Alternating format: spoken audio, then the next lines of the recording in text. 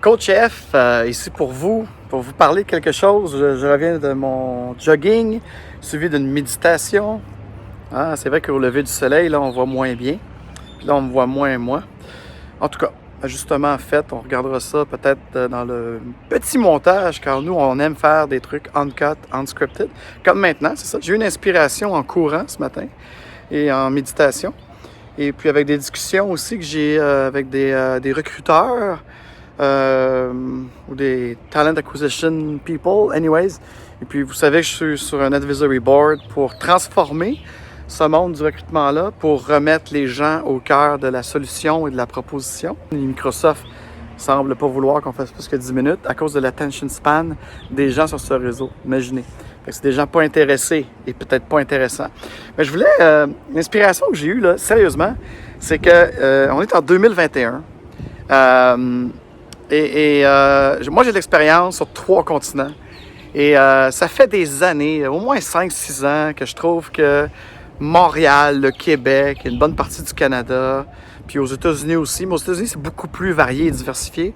Mais recruteurs, directeurs de compte, agences, 3 millions de candidats par année en moyenne, vous les traitez comme de la M. Vous n'avez pas une réelle relation, vous n'avez pas d'interaction. Qu'est-ce qui se passe? Qu'est-ce qu'on vous demande? Êtes-vous des anciens agents de centre d'appel qu'on a mis dans un bureau, puis il faut que tu me pondes 8 CV, il faut que tu me trouves 2 candidats. Avez-vous des métriques encore comme ça? Parce que je le sais. J'ai travaillé pour certaines firmes de recrutement, oh mon Dieu, il y a une dizaine d'années, 15 ans, là, parce qu'en termes de conseillers en affaires et tout ça, ou qu'on nous demandait notre expertise agile, Scrum, parce que puis je donnais des formations des recruteurs pour qui. Alors, je sais ça parce que je les entendais parler de leurs métriques. Puis j'ai pas l'impression que ça a évolué depuis 2006. C'est effarant. C'est effarant. Surtout les machines à patates, là, on les nommera pas, là, mais il y a des grosses machines à saucisses dans le recrutement à Montréal. Fait que, anyways, guys, je vous fais cette vidéo-là parce que je veux vous caller out un peu.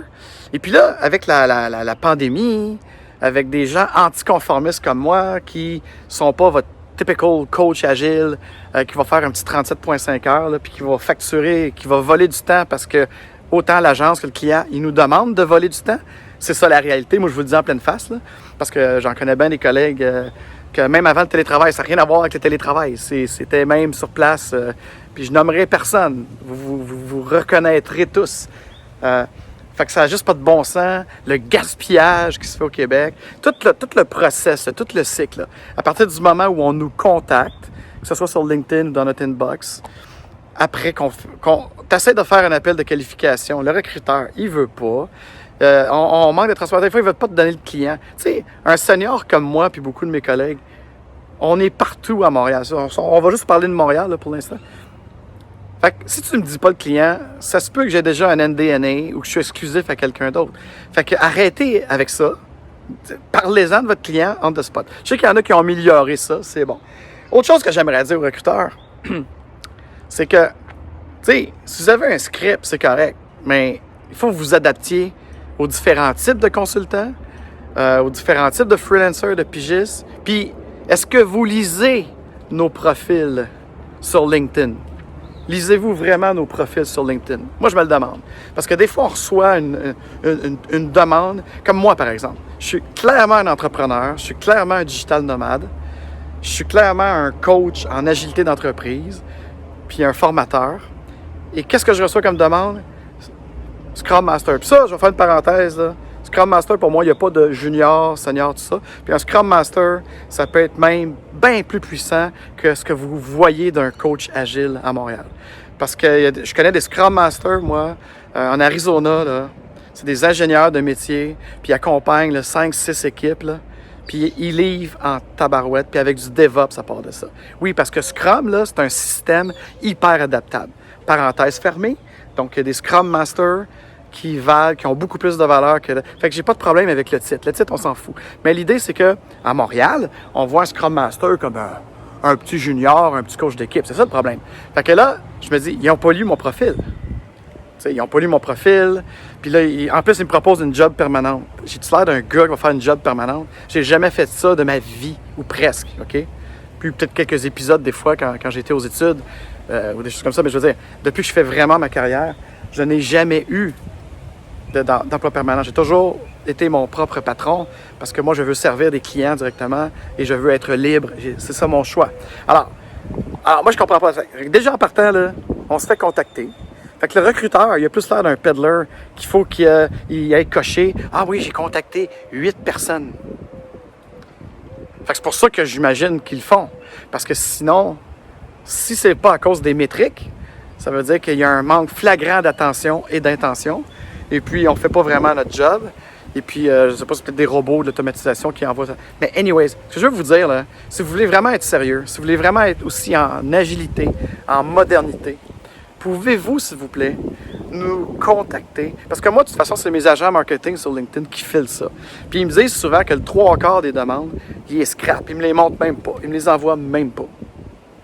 Pour vous dire, là, le 3/4, 75% des recruteurs de Montréal, particulièrement, ou du Québec, qui me contactent, on met ça aux poubelles.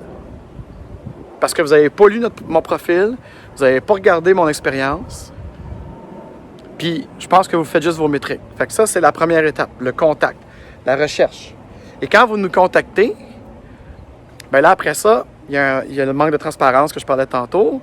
Et c'est difficile d'avoir un qualified call. On préfère faire un qualified email, comme si on a le temps, quand on est entrepreneur, puis quand on sert une dizaine de clients, de répondre à des emails. Puis de me faire répondre aussi par certains recruteurs. Ah, vous répondez très tard dans la nuit. Ils savent même pas. Je suis peut-être à Bali, là. C'est pas dans la nuit. Je suis le matin, moi. Regardez, là. Je suis le matin, là. Puis là, je vais poster ça sur LinkedIn à, je sais pas moi, à 13h. Anyways. Fait que, tu sais, je vous invite à faire de la rétrospective, de l'introspection, à commencer à changer votre mindset. Mais moi, en même temps, je suis content parce que si vous ne voulez pas changer, moi, je travaille avec des équipes qui vont vous bousculer très bientôt et j'ai très hâte. Le recrutement va en prendre dans les dents avec la renaissance digitale qui s'en vient et tout et tout. Et puis, j'aimerais terminer ce petit appel, cette petite invitation aux recruteurs à être plus professionnels, à être plus attentionnés, en m'adressant plutôt peut-être là maintenant à leur patron et aux directeurs qui s'occupent de la clientèle. Hein? Alors, la clientèle, c'est important. Quand vos clients ou les centres d'approvisionnement, ils vous disent ça, je comprends que vous servez votre client, mais vous pouvez éduquer votre client, comme j'essaie d'éduquer là, maintenant mes partenaires en recrutement. C'est qu'on est en 2021. On est dans un monde où le freelance, c'est vraiment du freelance. Fait que des faux permanents dans des mandats, là, il faut arrêter ça. Surtout quand on est un consultant en affaires, un consultant en gestion de changement, un coach en agilité d'entreprise et tout ça. Moi, dans les 3-4 dernières années, puis même dans eux, je vais les nommer parce que ça ne me dérange pas, des trucs péripublics comme l'Auto-Québec, OK, qui sont très, très, très, très stricts. Ou des trucs comme Desjardins. Desjardins, c'est très vaste, fait que je ne vais pas parler pour... Je sais qu'il y a des particularités dans certains DP et tout ça, mais en général, eux autres aussi, ils ont un approvisionnement, puis ils disent non, nous, on veut ça, 35 heures à l'an.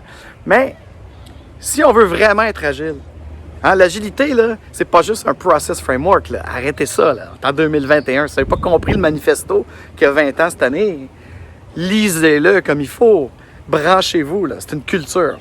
Fait que si c'est une culture, ça veut dire que ça commence dans notre collaboration et notre interaction au-delà de la négociation de contrat, right? Alors, je vous dis, sincèrement, soyez vraiment ouverts. Remplacez le mot agile par flexible ouverture et commençons à négocier, commençons à se parler.